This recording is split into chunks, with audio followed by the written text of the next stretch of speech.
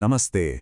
आज के इस एक्सप्लेनर में हम सीधे एक ऐसे प्राचीन लेकिन बेहद गहरे विषय में उतरने वाले हैं जो हम सबके जीवन से कहीं ना कहीं जुड़ा है। जरा सोचिए, जब जीवन में अचानक सब कुछ ठहर सा जाए, कोई भी रास्ता नजर ना आए और सही गलत का फैसला करना सच में नामुमकिन लगने लगे, तब इंसान के दिमाग में क्या चल रहा होता है? आज हम ठीक उसी क्राइसिस, उसी चरम मानसिक स्थिति का विश्लेषण करने जा रहे हैं। हम बात कर रहे हैं एक महान योद्धा की उस जर्नी की जो रणभूमि के कन्फ्यूजन से शुरू होकर परम आत्मज्ञान तक पहुंचती है। तो चलिए, बिना किसी देरी के इस कमाल के विषय की गहराई में चलते हैं। अब जरा अर्जुन की जगह खुद को रख के देखिए और उनकी इस बात की गहराई को महसूस कीजिए। एक ऐसा इंसान जिसे जीवन भर सिर्फ जीतना सिखाया गया है, वो अचानक कह रहा है, मुझे नहीं चाहिए ये खून से सना हुआ राजपाट, इससे तो अच्छा है मैं जाकर भिखारी की तरह मांग कर खा लूं। मतलब सोचिए उस इंसान के अंदर किस लेवल का मेंटल ब्रेकडाउन चल रहा होगा। जब सामने अपने ही गुरु और परिवार वाले खड़े हो तो जीत और हार के मायने पूरी तरह बदल जाते हैं, है ना? अपनों को मारने के विचार ने ही अर्जुन के अंदर एक गहरी घृणा और वैराग्य पैदा कर दिया है। तो भाग एक, अर्जुन का नैतिक संकट, वो मोड़ जहां इंसान का कर्तव्य और उसके अपने इमोशंस आपस में बुरी तरह टकराते हैं। असल में अर्जुन एक भयंकर नो विन सिचुएशन में फंस गए हैं।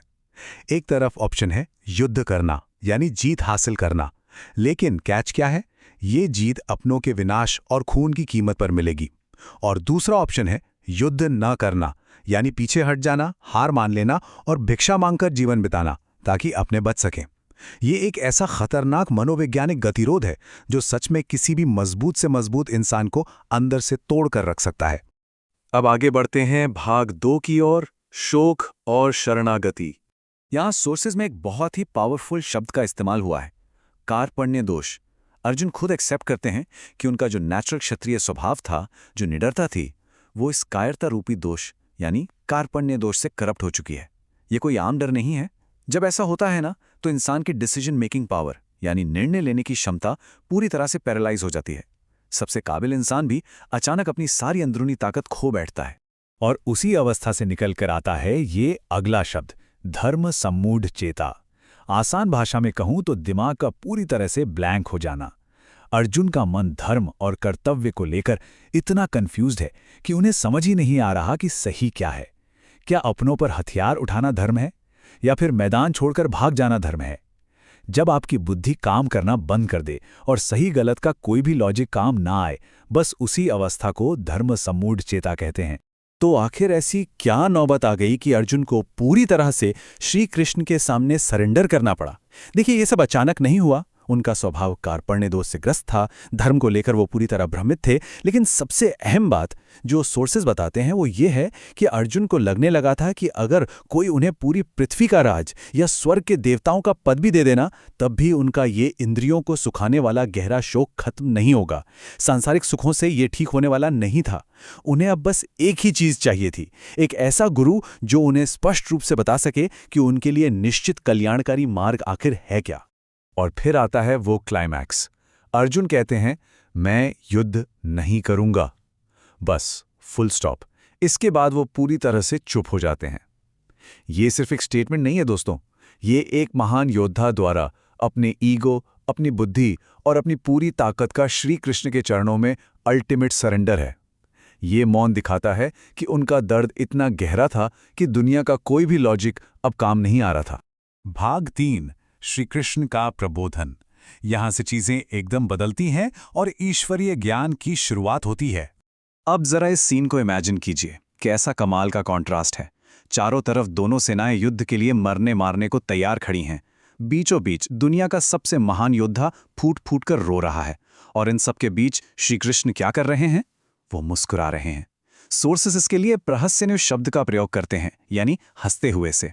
ये कोई मजाक या उपहास नहीं है, ये एक ऐसे गुरु की शांत मुस्कान है जो जानता है कि अर्जुन का ये सारा भयानक शोक सिर्फ और सिर्फ अज्ञानता पर टिका है। श्री कृष्ण अपने प्रबोधन की शुरुआत सीधे एक रियलिटी चेक से करते हैं। वो अर्जुन के सारे लॉजिक को एक ही झटके में खारिज कर देते हैं। वो कहते हैं, देखो अर्जुन, तुम बातें तो बहुत बड़ी बड़ी पंडितों और ज्ञानियों वाली कर रहे हो, लेकिन असल में तुम रो उनके लिए रहे हो जो शोक करने के लायक ही नहीं है। ये एकदम आंखें खोल देने वाला मोमेंट है। जहां श्री कृष्ण बता रहे हैं कि तुम्हारी समझदारी की बातें और तुम्हारा ये अज्ञानियों वाला शोक दोनों एक साथ नहीं चल सकते। भाग 4 आत्मा की नित्यता। यहीं से सांख्य योग और एक नए ब्रह्मांडीय दृष्टिकोण की नींव पड़ती है। श्रीकृष्ण समझाते हैं कि असली पंडित जन यानी असली ज्ञानी होते कौन हैं। सोर्सेस के मुताबिक जो ज्ञानी होते हैं वो ना तो उनके लिए रोते हैं जिनकी जान चली गई है और ना ही उनके लिए जो अभी जिंदा हैं, मतलब जीवन और मृत्यु उनके इमोशंस को कंट्रोल नहीं कर सकते। इसके उलट अज्ञानी वो है जो केवल इस नश्वर शरीर को ही सच्चाई मानकर शोक के जाल में फंसा रहता है। अर्जुन के इस मोह को जड़ से खत्म करने के लिए श्रीकृष्ण सांख्य योग का वो मास्टर स्ट्रोक चलते हैं, नित्य और अनित्य का फर्क। देखिए, अनित्य वो है जो टेम्पररी है, यानी ये शरीर जिसे आज नहीं तो कल मिटना ही है, और नित्य वो है जो इटर्नल है, अमर है, यानी आत्मा। जब हम इन दोनों का असली फर्क समझ लेते हैं तो यह एकदम क्लियर हो जाता है कि विनाश तो सिर्फ इस बाहरी कवर का हो रहा है, अंदर के असली तत्व को तो कोई खरोंच भी नहीं आ सकती। अगर हम इन सारी बातों को एक साथ जोड़ें तो सांख्य योग का जो सबसे बड़ा टेकअवे है वो ये है कि आत्मा अमर है, शाश्वत है। अर्जुन का या हमारा सारा दुख सिर्फ इसलिए पैदा होता है क्योंकि हमारा फोकस इस टेम्पररी शरीर पर है। इसका एकमात्र इलाज क्या है? आत्मदृष्टि, यानी पूरी सिचुएशन को आत्मा के नजरिए से देखना। क्योंकि जब आपको पता है कि जो शाश्वत है वो कभी मरता ही नहीं, तो फिर उसके लिए शोक करना सिर्फ और सिर्फ हमारी इग्नोरेंस या अज्ञानता ही तो है। तो इस एक्सप्लेनर के अंत में मैं आपके लिए एक बहुत ही गहरा सवाल छोड़ के जा रहा हूं। जब हम ये पूरी तरह मान लेते हैं कि आत्मा सच में अमर है, तो हमारे रोजमर्रा के दुखों और स्ट्रेस का क्या मतलब रह जाता है? अगर हम भी अपने जीवन की प्रॉब्लम्स को इस आत्मा दृष्टि वाले लेंस से देखने की कोशिश करें, तो क्या हमारे बहुत सारे डर अपने आप गायब नहीं हो जाएंगे? इस प्राचीन ज्ञान पर थोड़ा विचार जरूर कीजिएगा। शायद हमें हमारी आज की बड़ी उलझनों का कोई बहुत ही सिंपल सा जवाब मिल जाए।